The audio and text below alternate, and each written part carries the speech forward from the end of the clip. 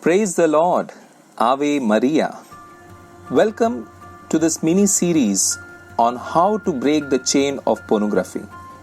In the last episode, we tried to handle a couple of objections the young people have to justify watching porn. Today, we are going to answer one of the most common one. And they say, the good thing about porn is nobody is getting hurt. I'm just at home, all alone, looking at my computer. Nobody is getting hurt. No argument can be further from the truth. Let's look at who is getting hurt. What is happening to the manhood of this man? Let me try and illustrate this with a story of a Native American. Whenever they see a wolf in their territory, they kill the wolf because the wolf can kill their livestock and children. They don't hunt the wolf down and fight. They just let them come to them. They will kill a small goat from their livestock and pour the blood of the goat onto the blade of a knife. They take the knife into the snow and they put the handle of the knife into the snow with the blade sticking out. When cold freezes the blood, they pour more blood on it until a thick sheet of frozen blood on the blade of the knife. Then they go back and sleep. Night falls. Now wolf can smell blood from like miles away. The wolf sees the knife. First it is cautious. He smells the blood and he cannot resist. He starts licking it. He tastes the blood and he gets more excited. He continues licking. Now because it's so cold, it numbs his tongue. He can't feel the edge of the blade that has started to be exposed. It cuts his tongue and he tastes fresh blood. This makes him more excited, not knowing it is his own blood. He continues licking until he gets little dizzy, disoriented, and the wolf is dead within hours of blood loss. This same thing happens with porn. The guy gets so excited that nobody is getting hurt, but then the day he pays the price is actually when he tries to love a woman and he can't. All he knows is his own pleasure. What it does to a man's brain neurologically.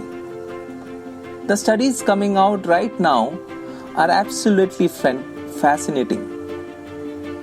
They have found that the pleasure center of the man's brain is the medial preoptic nucleus.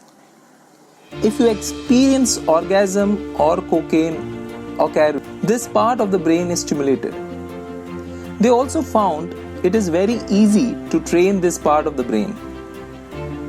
When it comes to pornography, the man trains himself of porn that what is sexual joy is what he sees in the porn. Dirty, illicit, forbidden sexual fantasy. And you get married and your wife is none of them. Not dirty, not illicit,